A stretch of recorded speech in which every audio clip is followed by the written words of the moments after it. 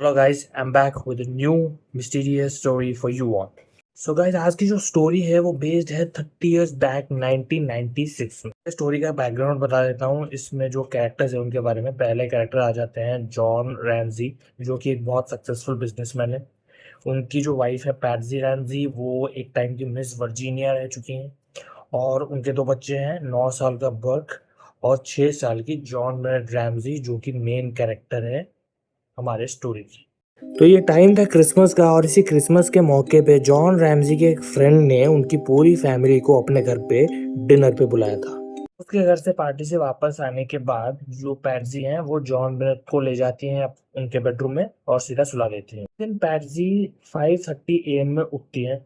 सुबह उठ के वो जैसे ही डाउन स्टेयर्स जा रही होती है, उन्हें सीढ़ी के पास एक नोट मिलता है जिस पर ये लिखा होता है कि उस इंसान ने जॉन बेनेट को किडनैप कर लिया और उस इंसान को रैंसम में 1,18,000 USD चाहिए, और अगर उन लोगों ने पुलिस को बताने की जरूरत की तो वो जॉन बेनेट का सर कलम कर देगा। एंड सरप्राइजिंगली ये जो नोट था वो एक ऐसे पेन से लिखा गया था जो उस फैमिली को ही बिलोंग करता था, और उन्हीं के घर के एक नोट पैड पे लिखा गया था। ये सब देख के एकदम पैनिक हो जाती हैं और नोट में लिखी हुई चीज़ों को मतलब इग्नोर करते हुए वो आस पड़ोस के लोगों को, फ्रेंड्स को और जान पहचान के लोगों को कॉल करके बुला लेती हैं। तो घर में बहुत सारे लोग आ जाते हैं, और पुलिस जब तक आती है तब तक इतने सारे लोग घर में घुस चुके होते हैं कि मतलब पुलिस का सिचुएशन को हैंडल करना थोड़ा मुश्किल हो जाता है। मतलब बहुत सारे मल्टीपल फुटप्रिंट्स एंड फिंगरप्रिंट्स लग जाते हैं घर में, तो ऑब्वियसली पुलिस को थोड़ी मुश्किल हो जाती है। कुछ ही देर में वहाँ की पुलिस उनके घर पे आ जाती है और इन्वेस्टिगेशन शुरू करने की कोशिश करती है। कैसे कैसे करके पुलिस इन्वेस्टिगेशन शुरू करती है, और उसी नोट से इन्वेस्टिगेशन शुरू होती है। पहले तो उसकी हैंडराइटिंग मैच की जाती है, और जॉन रैमजी से तो हैंडराइटिंग बिल्कुल भी मैच नहीं करती। But for a very surprising fact कि जो रैंसम का अमाउंट था जो डिमांड किया गया था नोट में, it was equal to the amount of bonus जो मिला था जॉन रैमजी को अपने ऑफिस से उस साल में। उसके घर में बहुत छानबीन होती है लेकिन कोई क्लू मिलता नहीं है किसी इंट्रूडर का घर के अंदर।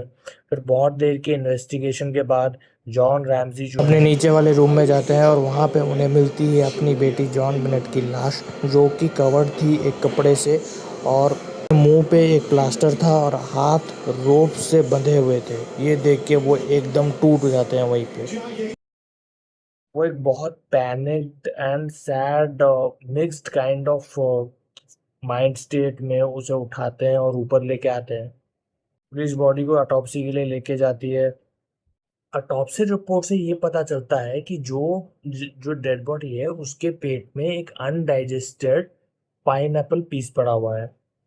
और अकॉर्डिंग टू पैट्सी रैमजी, जो कि मदर है जॉन बेनेट की, उन्होंने जो कहा था कि पार्टी से आने के बाद वो डायरेक्ट सोने के लिए, सुलाने के लिए लेके गई थी जॉन बेनेट को, और उसने कुछ खाया नहीं था। तो उनके पेट में ये पाइनएप्पल का पीस आया कहाँ से? सरप्राइजिंगली पुलिस का इस केस में पहला शक जाता है जॉन बेनेट की फैमिली के ऊपर ही, क्योंकि उनके घर में कोई इंट्रूडर घुसने के कोई भी साइंस दिखाई नहीं दे रहे थे, कोई तोड़फोड़ नहीं मची थी घर में। सो उनका पहला शक, जो थ्योरी एक बनाई एक इन्वेस्टिगेटर ने, वो ये थी कि पैटजी ने जॉन बेनेट को बेड गीला करने के लिए गुस्से में या बुरी तरीके से मारा, जिसकी वजह से उनकी डेथ हो गई गलती से। एंड उसी चीज को छुपाने के लिए उन्होंने पूरी रात ये जो क्राइम सीन है उसको स्टेज किया, उसको स्क्रिप्ट किया, और सुबह होते ही जानबूझ के पहले बहुत सारे लोगों को अपने घर में बुला लिया, ताकि वो फुटप्रिंट्स और फिंगरप्रिंट से भर जाए और उनके खिलाफ कोई भी सुराग ना मिले।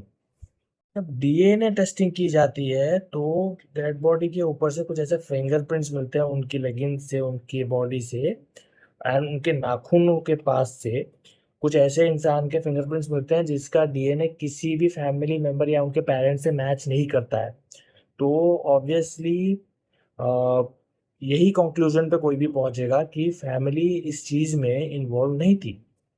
बहुत सारे सस्पेक्ट्स का डीएनए टेस्ट किया जाता है, जैसे कि इस चीज़ को मद्देनजर रखते हुए कि रैंसम अमाउंट इक्वल था बोनस अमाउंट के, तो बहुत सारे उनके ऑफिस एम्प्लॉयज़ का भी डीएनए टेस्ट किया जाता है और भी बहुत सारे सस्पेक्ट्स का डीएनए टेस्ट किया जाता है, लेकिन किसी का भी डीएनए मैच नहीं करता उस डीएनए सैंपल से जो कि बॉडी से मिला था।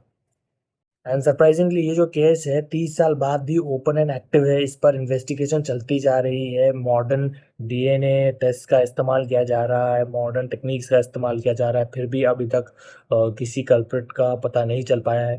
ये अभी भी ओपन एंड एक्टिव है। Yes, this was another unsolved crime case जो कि मैं आपके लिए लाया था। ये स्टोरी आपको कैसी लगी ये कमेंट्स में बताइए, अच्छी लगी तो लाइक करिए प्लीज़ एंड चैनल को सब्सक्राइब करिए। Thank you.